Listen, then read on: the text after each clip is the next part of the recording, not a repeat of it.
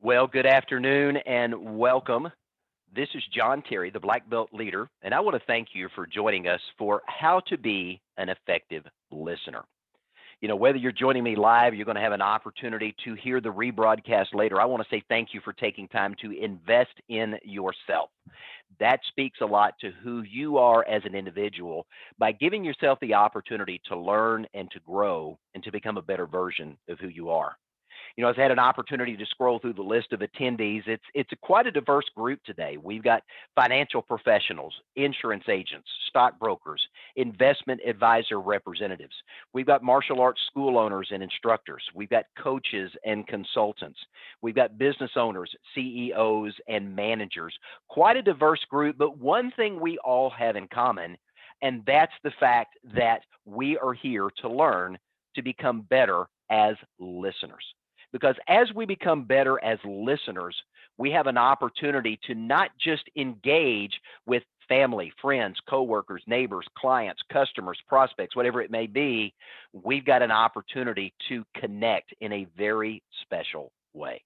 So again, I want to say thank you for joining us. I want to say thank you to our sponsors, Vision Advisors, Hall of Fame Financial, the United States Martial Arts Hall of Fame, the International Martial Arts Council of America, and Rocket Fuel Design for sponsoring this event. So as we get started, I want to encourage you to grab a piece of paper and a pen or something to take some notes with, because I'm going to share some success habits of highly effective listeners. But I really want to set the stage on the front end for why this is important. So I want to open with a question. Are you a good listener? If we were to ask most people if they're a good listener, everybody, and I won't say everybody, but most people would say, yeah, I'm a really good listener. But in reality, and a number of studies show that very few of us are actively really good at listening. I remember as a kid growing up, my mom would always remind me, because I loved to talk. I guess that's why I became a speaker, coach, and trainer, is that I love to have conversation with people. But mom reminded me early on as a small kid, and this day, 81 years of age, my mom still reminds me, John, you've got two ears and one mouth. That means God wants you to be listening to people twice as much as you're talking to people. I've heard that now for 60 years of my life, and I have to agree with my mom that that's true. But for most of us, we are great at conversation, especially talking about the most important topic to us, and that's ourselves. But many of us struggle to be a good leader. So as we spend this time together for the next 45 minutes, I want to share some practical tips that are going to help you be more effective at listening and engaging with your audience, no matter who that audience is, whether it's your 2-year-old daughter, or it's a coworker, or it's someone you're coaching that is struggling with an addiction. You're a martial arts school owner that's teaching students in your dojo or your dojang. You're a financial professional that's helping people plan for their financial future. That audience of one or two, or a group of workers in your business, or a team in your manufacturing plant, being a good listener is a skill set that we can all improve on. Now, most of you on this call know me, but for those that don't, let me take just a quick minute and introduce myself. I'm John Terry. I'm a two-time Martial Arts Hall of Fame inductee and a best-selling author. I'm an international speaker, coach, and trainer. And I founded Black Belt Leadership, which is a coaching and consulting company really focused on helping people learn to master their lives and helping organizations learn to master the full potential of their team. With respect to background, I'm a behavioral intelligence coach. I'm a human behavior consultant. I teach emotional intelligence, and I'm an executive director with the John Maxwell team and currently serving as a President's Advisory Council member for that organization. But enough about me. You didn't come to learn about John Terry. You came to learn about how to be an effective listener. And I want to share with you up front, the odds are not in your favor. Now, what do I mean by that? A study of 8,000 employees looking across a diverse group of businesses across the United States found that when they interviewed their employees, the vast majority of employees, in fact, 89% of those employees believed they communicated as good or better than their peers in the business. Now, 89% of the people can't all be right and they can't all communicate as good or better. And nobody is the best. We can all do better at learning to become an effective leader. We can all learn more about becoming an effective listener. And as we have an opportunity over the next few minutes to dive into that, I want to talk about some misconceptions of why we fail to be effective in our leadership by listening. And from that, what can we do to improve in that area? Now, let me preface this on the front end by sharing when I say the odds are not in your favor. Why do I say that? The average person, you and I on the call today, having conversation with one another, we're only listening at about 25% of our potential. Now, let that soak in for just a minute. You and I, in our interactions with other people, whether personally or professionally or both, we're only listening at about 25% of our potential.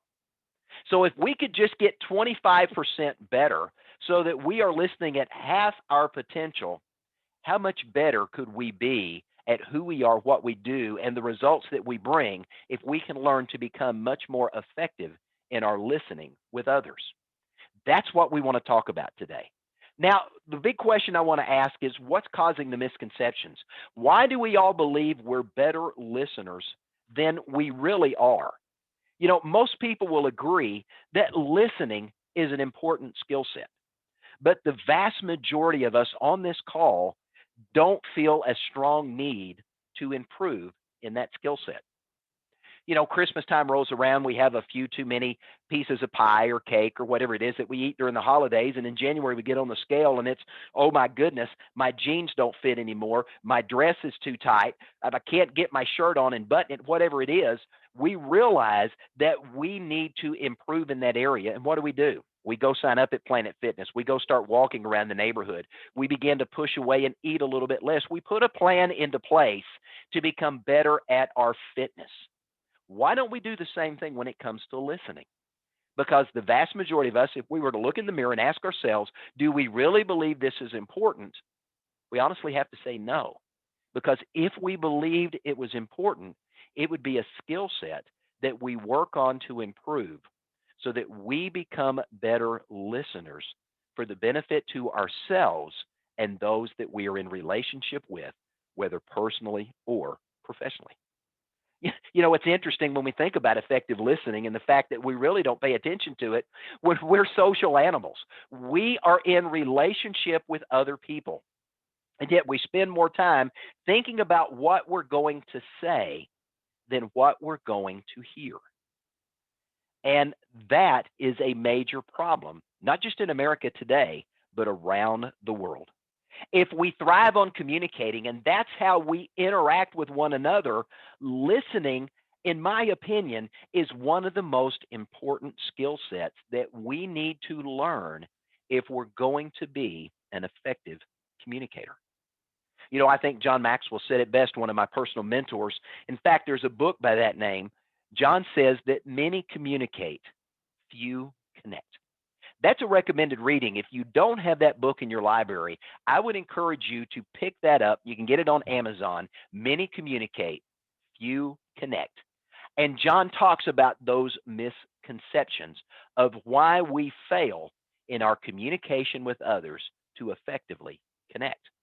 Now, effective listening, I think we would all agree, truly matters. But effective listening really matters for us first as individuals. Because, ladies and gentlemen, I hate to tell you this, and maybe it's one of those already understood thoughts, but let me just say it because a lot of us really haven't given thought to it. We can't learn when we're talking. We only learn when we're listening. If we're always speaking, we're never stopping to pause to hear new information, to gain insight and understanding of others if we're the one that's doing all the talking.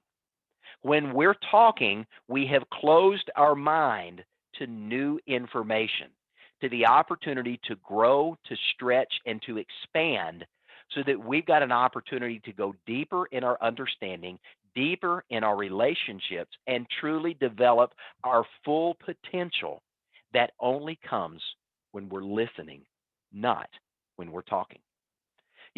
Effective listening matters in a variety of reasons. And let me give you one example. There was a study done in a high stress hospital trauma setting, and they found that the teams that learned to communicate effectively, learned to listen to each other effectively, they were 40% more effective than the teams that struggled with communication. I don't know about you, but if I found myself in a scenario I had to be rushed to a trauma hospital, I want the team working on me that can effectively communicate and work together as a result of that to save my life if it's needed. As a result of that, to have an opportunity to work with a team that can't communicate. And if we want to be an effective leader in our home, in our business, with our clients, in our community, wherever we are, we've got to learn to be an effective leader. We've got to learn to be effective as listening to be the leader that we want to be. When we think about the most important leaders in our lives, the teachers that we really loved, maybe it was a pastor, that somebody that was very influential in your life. Maybe it was one of your parents, or a gentleman or an individual or a female that gave you your first job, whatever it was. And we think back to those influential people. When I look back at the people that were influential in my life, they were willing to listen, and they were willing to allow me to share what was on my heart. And then when I asked, they were willing to give me input that made me a better person. One of the things we know about good listening is it reflects love and patience. I'm a student of history, and I love reading about ancient Rome and ancient Greece and a lot of those ancient civilizations. But when we go back to the ancient Greeks, there was a concept in this particular point in history of phileo, or what we call brotherly love, where we had care and concern for one another's welfare and well-being. Good listening is a byproduct of phileo, caring for another person and their welfare and their well-being. Because good listening allows us to show patience in the process by actively listening for understanding, not just of the words that are being shared, but the meaning behind the words, so we can gain context before we speak. Active listening has to be, if you're going to be a leader, an intentional process where we listen with our whole person. When we do that, we've got an opportunity to hear the viewpoints of others without judgment, to be able to seek to understand not just their words, but their feelings, their emotions, their life experience, and their perspective that led to them thinking the way they think. Another important aspect of effective listening is the ability to reduce conflict. One of the major areas when I have an opportunity to go in and work with an organization is dealing with conflict in the workplace. And one of the areas I find that is a significant issue when it comes to conflict resolution is the lack of good communication within the workplace, within the employees and the managers, within the managers and the upper managers, and ultimately the owners of the team. There is a lack of communication. And when that takes place, all of a sudden, these pent up frustrations build to the point that the organization fails to perform at its peak intensity. And when we go in and we resolve the communication issues by teaching everyone on the team how to become an effective listener and to communicate with other people the way they want to be communicated to, all of a sudden, conflict is reduced, productivity is increased, and as a result of that, the business prospers and does well. I think back to years in the martial arts industry when I was a multi-location school owner. And when we had students that couldn't get along, they couldn't have conversation with the other without getting into conflict. Oftentimes, that led to issues where students couldn't advance and grow in the martial arts, and they couldn't learn the skills necessary for rank advancement. One of the things we taught our staff was understanding to recognize the communication style of each student and to teach to that particular communication and learning style and learning to listen to what was said, the intent behind what was said, and the nonverbals that they shared.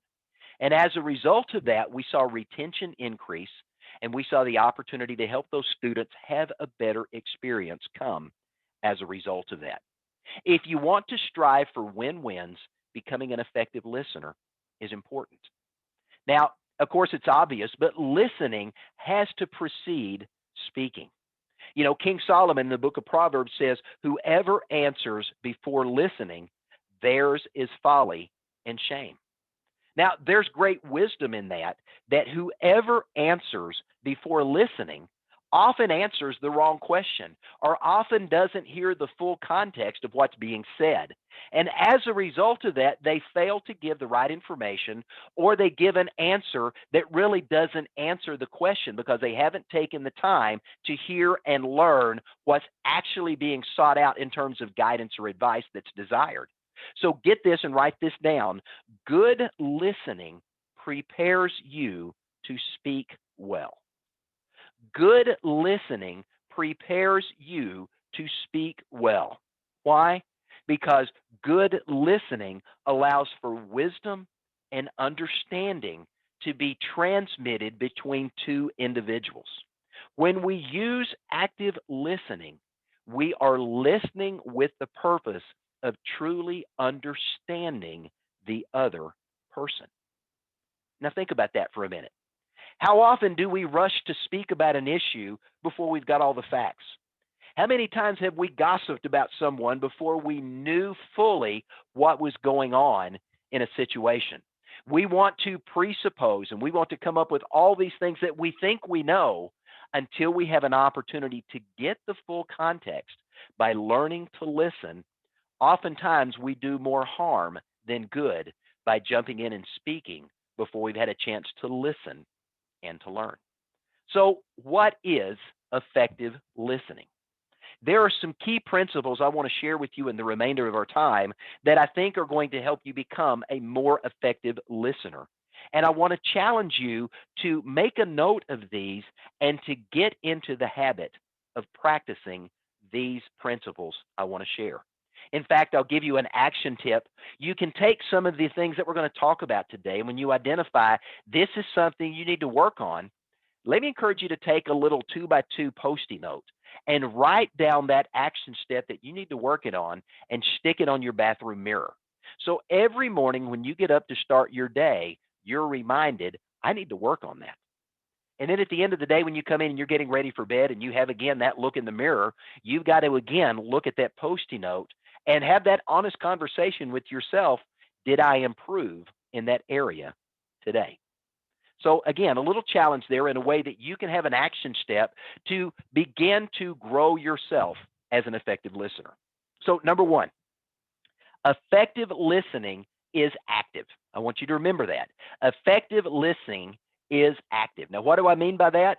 It's actively absorbing information while at the same time showing the person who is speaking that you are listening and engaged. And at the end of their speaking, only then are you providing the feedback that shows that they have been heard. And we'll talk about what that feedback looks like in just a few moments. Now, when we think about listening, I want to point out that listening is a ministry.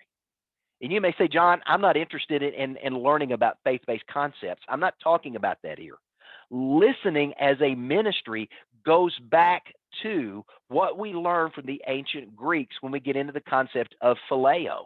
One of the things the ancient Greeks believed about active listening as showing brotherly and sisterly love one to another is the fact that when we are listening, that is part of our sacred duty in honoring a fellow human being. And ministry is all about service to others. And when we understand that as fellow human beings on the earth, we have a sacred duty to actively listen for understanding with one another, now we've got an opportunity to serve each other in a very unique way. You got to remember that we are all social creatures and we all thrive on relationship.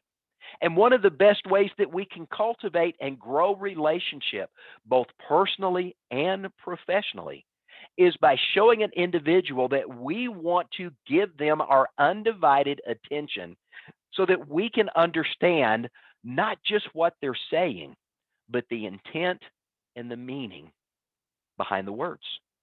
When we show active listening as a ministry, as a sacred duty to another human being, we are acknowledging that that individual has value.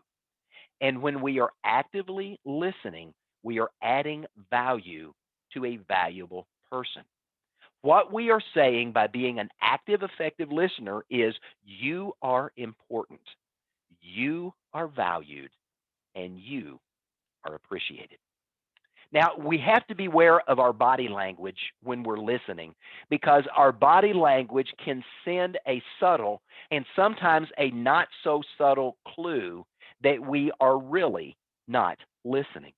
In fact, when you do a study of effective communication, and in my master class, How to Master Your Communication, we spend quite a bit of time on this topic, talking about the fact that when we communicate, only 7% of our communication is words.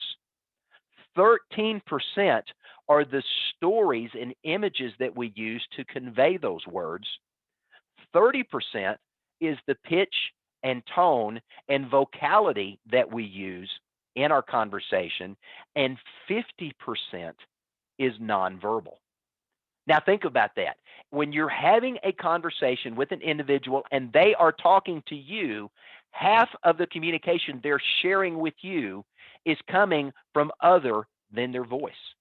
And so we need to be conscious of their body language and what it's telling us, but we also need to be conscious of our body language, that we don't send a message that we're not listening, I don't agree, or that you're not important. Let me give you an example. When someone is having a conversation with you, active listening encourages you to look them in the face and to be facing them head on, not looking at them at an angle, not having your head turned, and not moving around from side to side, but giving them your attention and being engaged so that eye contact is made and there is an emotional connection taking place as eye to eye you view each other. Another faux pas many of us do is we cross our arms, we cross our legs, or if we want to have a conversation with an employee in a business setting, we often do that with a table or a barrier between us. All of those send subtle, nonverbal cues that either tell an individual they are not important, they don't matter, that you're in a position of superiority and you're not treating them as a peer, and other nonverbal issues that can really send a negative message to the individual that can conflict or cause communication and connection not to really take place. Now, a big area, and I want to address this because it's become an epidemic, not just here in America, but around the world, and that's that stupid smartphone that you and I all carry around every single day, everywhere we go. I took my wife to a restaurant as we recently celebrated our 26th wedding anniversary. And while we were there, a couple came in, a husband and wife with 4 children, and they sat down at a table across from us. And my wife and I are having conversation. And as I always do, I love watching people. It's part of being a behavior intelligence expert is I love watching people to see how their behaviors play out in real life. And as I'm watching this family, they're talking to each other on their smartphone. Rather than having conversation across the table with the kids and the parents, they're texting each other to find out what they wanted to eat, what they wanted to drink, and they're having conversations with other people in different parts of who knows where on their smartphones rather than engaging. But how often do we, in the middle of a conversation with someone, we hear that stupid machine ding or vibrate, and our immediate response is to stop giving that person our undivided attention, and we turn and we look at that stupid device.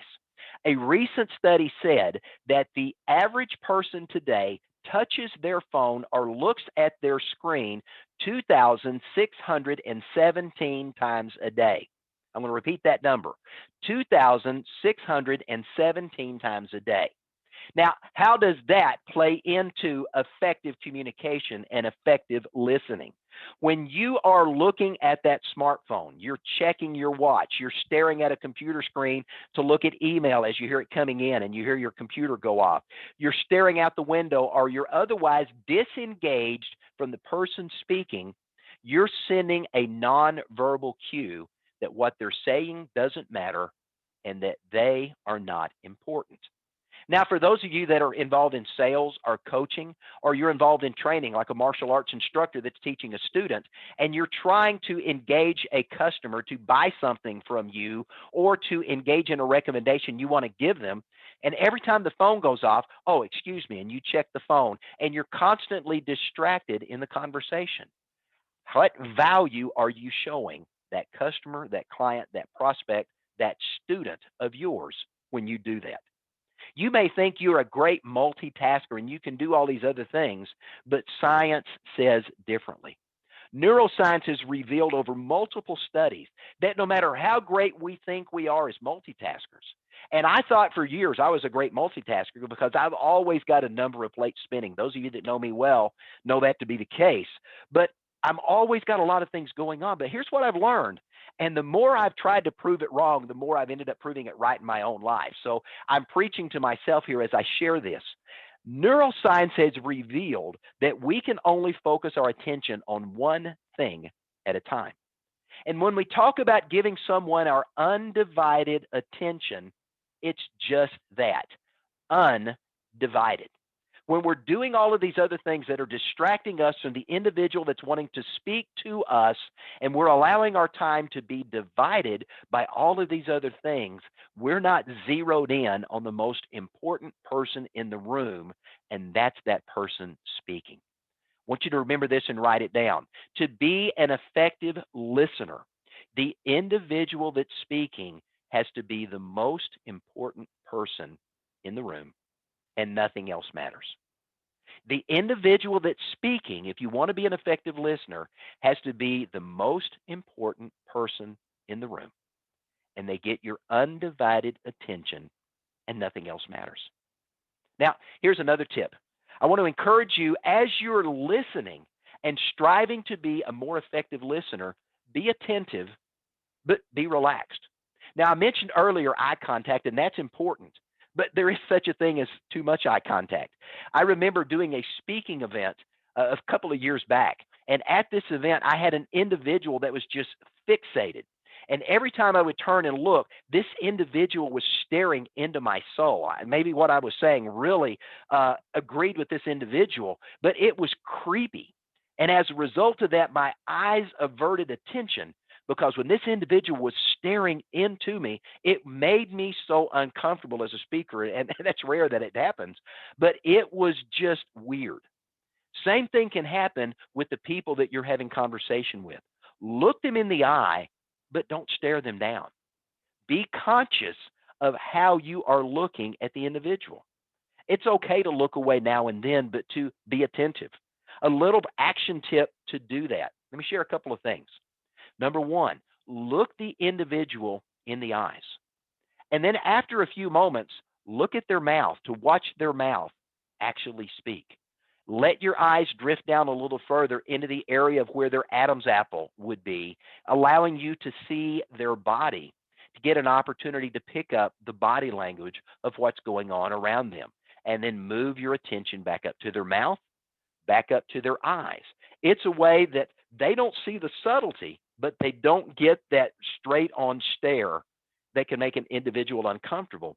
And as a byproduct, it allows you to see the nonverbals you may otherwise miss if you're solely focused on staring that individual down eye to eye. Another action tip is to nod. As they're saying something that you agree with or that you understand, give them an affirming nod that you are connecting and understanding the meaning and intent behind what they're saying. Another engagement tip, lean into the conversation so that you're sending a nonverbal cue that what they're saying is important. And as you lean in, you're letting them know this is important. You are valuable, and I want to make sure I'm hearing this without interruption. Now, when it comes to being an effective listener, you have to keep an open mind because it means that we have to learn to listen without judgment. It means we have to put our biases and our prejudices on hold so that we have an opportunity not to mentally criticize somebody that we may not agree with what they're saying or their ideology, or we may just have a different point of view. It's easy to get argumentative, and we see way too much of that in society today. Effective listening means in your mind, you have agreed that you may not be agreeable on every topic, but you are there to listen, not to respond and argue, but you are there to listen to learn something new, to gain a different perspective, to understand somebody's life experience that maybe you haven't understood before. You know, I'm 1/8 Cherokee, and I remember visiting with some of my grandparents and meeting some of my relatives that are very much into the Native American style of life. And you've probably heard that until you walk a mile in someone's moccasins, you don't understand how that particular tribe of individuals would interact with each other.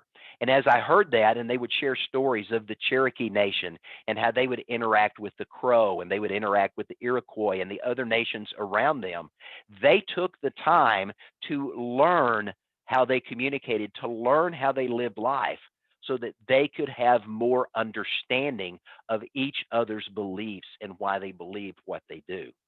I've learned that and I've shared that on with my kids. And I think that's a very valuable point of our lives in understanding that context of we are all different. We all come from different life experience. I had an opportunity to grow up living in the city, but I had grandparents that lived in the country. And so I was exposed to country living. My grandfather would hook up a mule to a push plow. And I remember learning how to do that. And I learned to relate in that area. But then I travel to a big city like New York or Atlanta or LA, and I meet people that have no concept of that. And as a result of that, their life experience from what I can share can allow them to learn something. But by the same token, they deal with things in their world that I've never experienced. I've traveled to Cameroon. I've traveled to Zambia. I've traveled to Europe. I've traveled to Central America. I've traveled to the Caribbean. And as I've gone there, I want to keep an open mind to learn and understand the culture. So that as I'm communicating and learning to connect with people, maintaining that open mind allows me to learn more about who they are. Because the goal is this, it's active listening, not just hearing the words, but the meaning behind the words. The goal is to gain insight into another person's life experience and perspective. Now, one of the ways you can do that is to take what they're saying and create a mental picture in your own mind of what they're saying. You and I have been hardwired for storytelling. In fact, if we go back far enough in our history as humanity, before we had the ability to write down written words and to pass things on into the future, we told stories and we drew pictures to bring concepts and beliefs and all of the other important things about our culture to future generations. And as people are having conversation, remember, we think and hear faster than most people speak. And as a result of that, it's easy for us to drift off, to wander, and to lose attention in the middle of the conversation. But when we focus and we lean in and we begin to effectively listen, all of a sudden we find ourselves mentally in the story with them. I remember when I was doing a lot of personal production as a financial professional, helping people plan for a retirement. And they would tell me the story. I remember one family telling me the story that when they retired, this gentleman wanted to take his wife to the Eiffel Tower. And he wanted to go to the top of the Eiffel Tower and kiss his wife on the Eiffel Tower. He had dreamed as a young man of proposing to his wife on the Eiffel Tower. That didn't happen, but that dream had lived on for 30 years of his working career. And when he and his wife retired, their first trip was to go to Europe and to visit Paris and to ascend the Eiffel Tower and to live out that dream. And as he shared his story and I looked at them, my mind went to where they were. And I could see him holding her hand as they went up the Eiffel Tower. And as this older couple that were having some issues, as they were now in their early 70s, getting ready to walk away from a business they'd invested their lives in, I could see him taking her and looking over the edge of the balcony and turning. I could see him kneeling and telling her this is what he wanted to do some 40, 50 some odd years ago when they had gotten married. I could see that in my mind. And when you and I do that as effective listeners, we become a part of their story and it helps us to engage. It also allows us to ask those follow up important questions to make sure that we understand the meaning and intent behind the word. Now, it's also important as an effective listener that you don't give advice unless it's been asked for. Oftentimes, when people come and they want to have a conversation with you, they just want to talk. They want to get something off their chest. One of the gentlemen that I work with will occasionally call and he'll say, John, I don't need anything. I just need to vent for a moment. And I'll give him an opportunity to share what's on his mind, the frustrations that he's dealing with in the business that he's involved with. And when he's done, he says, thank you. I needed that. And I'll ask the question, is there anything else I can do for you? And his typical response is, no, I just needed a listening ear. Thank you. And he hangs up the phone and his day is better just because he's got somebody that he can dump the garbage on and have an opportunity just to release that pent up stress from his life. Many people in relationship need that. And part of being an effective listener is recognizing that. But for many of us, it's difficult to do. Why? Because all of us want to help. All of us want to be able to give an answer that seems clear to us that the other person, for whatever reason, at the moment can't see. But oftentimes, when we interrupt their train of thought, they haven't gotten to the real reason they're trying to have the conversation. And as a result of that, we send that subtle cue that you're not important. I'm smarter than you are. I know more than you do. You need to listen to me. And we devalue the person who came to us wanting to talk. One of the most important things you can learn to do as an effective listener when someone shares, let them share uninterrupted. You're looking for meaning and intent. And when they're done, you can thank them for sharing, ask a clarifying question, and then ask a question like, do you mind if I share my thoughts? By asking someone's permission to speak into their lives, number one, you're showing value to that person. And number two, you're determining whether or not they are open to receiving what you have to say. When you jump in the middle of the conversation, what you're really doing is interrupting. Now, many of us are quick thinkers on this call, and we want to be action takers that help people solve the problems that they're going through. Those of you that are on this call like me that are coaches, consultants, and trainers, we want to help people fix the problems that they're dealing with. But when we interrupt the flow of information they're wanting to share to us, what are we really saying? I'm more important than you are. What I have to say is more interesting, more accurate, and more relevant than what you have to say. You're stupid for thinking that way and not seeing this on yourself, so let me set you straight. Those are subtly what you're saying when you interrupt in the middle of the conversation. You're also telling the person speaking that what they're saying doesn't matter. You don't have time for them to explain what's going on in their world, and it really becomes a contest of who's more important. Remember, effective listening requires that the person speaking be the center of attention. And when you interrupt, what have you done? You've put the attention back on you. Interruption to the other person is often seen as rude, arrogant, and insensitive. Better yet, rather than interrupting, let them finish their thought in its entirety and then learn to ask probing questions. I enjoy watching a good journalist grill someone on a particular topic because a great interviewer, a great researcher understands the importance of asking clarifying questions to take the conversation deeper, to identify things unyet said, and to get everything out on the table so there is full and complete understanding of the subject matter being discussed. But how often do we want to tell somebody how to fix the problem rather than asking questions to make sure that we've got full understanding of everything going on in their thought process before we want to give them our 2 cents?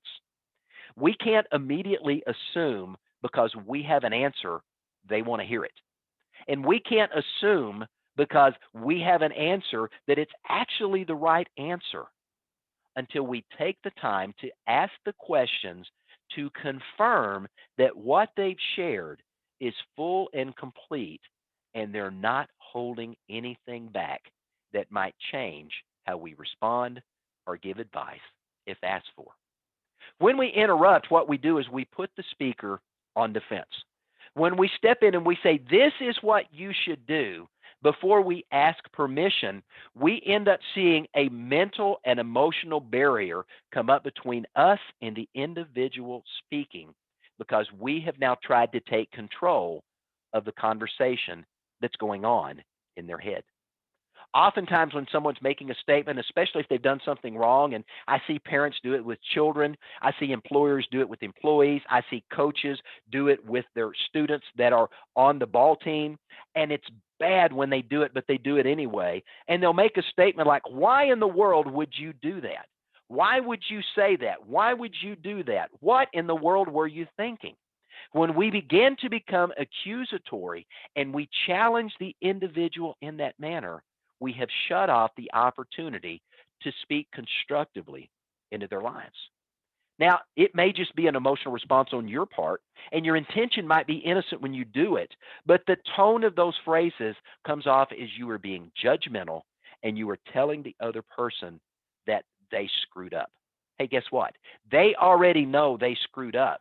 And if they're sharing with you, they're having an opportunity to release emotionally the baggage and the chains and the weights that are holding them back from moving forward, feeling free and released from whatever it is that's weighting them down.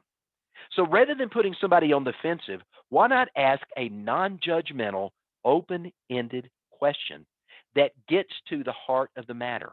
A good probing question such as, can you tell me what you were feeling or thinking at the time? Can you tell me why you decided to take that course of action?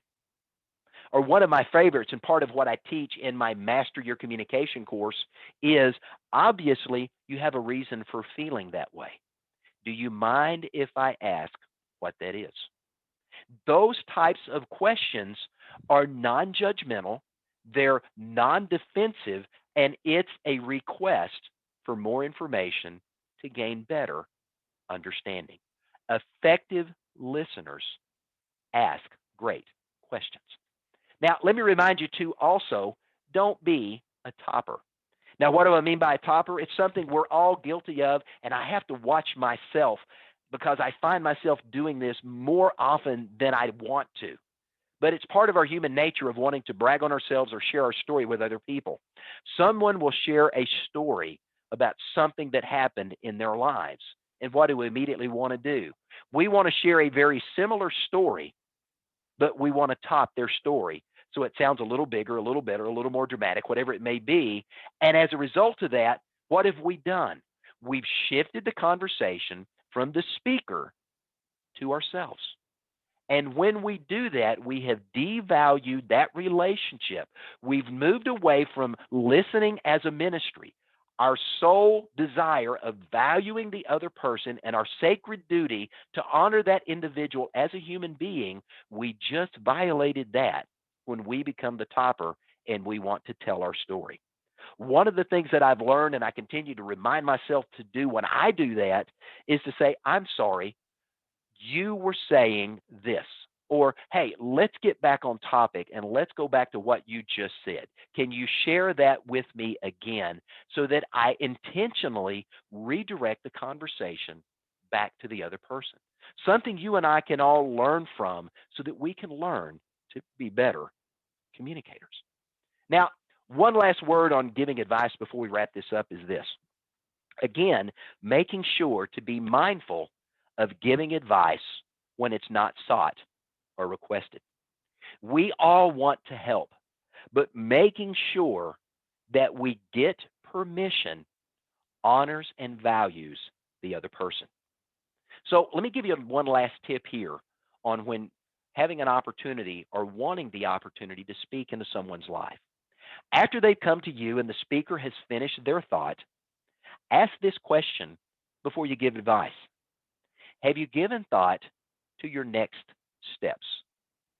So maybe they're coming to you and they're thinking about, wanting to quit smoking, or they've got an issue with their children, or it's a student in your karate school that's struggling to learn a particular kata, or it's a coaching client that's dealing with an issue, or it's a financial client that's struggling to make a decision of whether to move money here or there.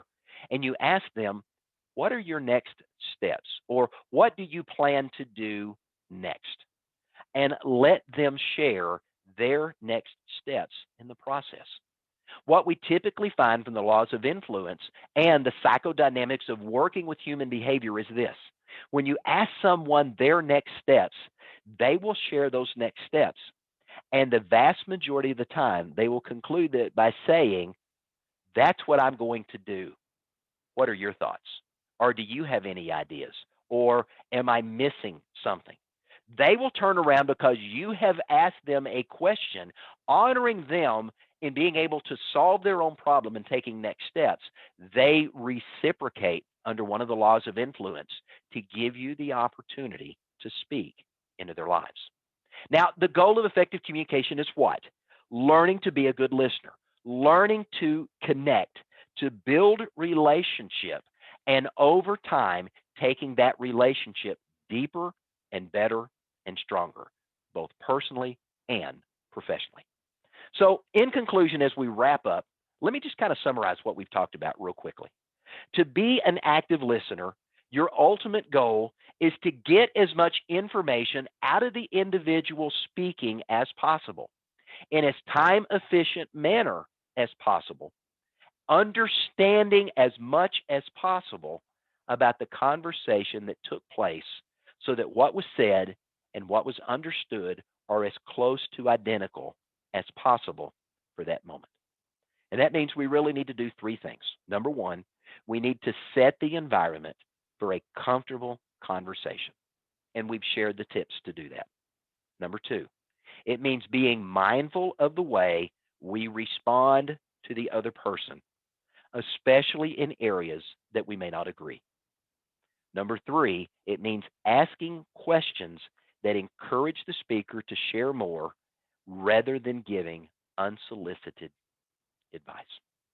Now, I want to share with you an idea of some recommended reading if you'd like to learn more about becoming an effective leader and an effective communicator. My mentor, Dr. John C. Maxwell, and I've already referenced the book, Everybody Communicates, Few Connect, by Dr. John C. Maxwell.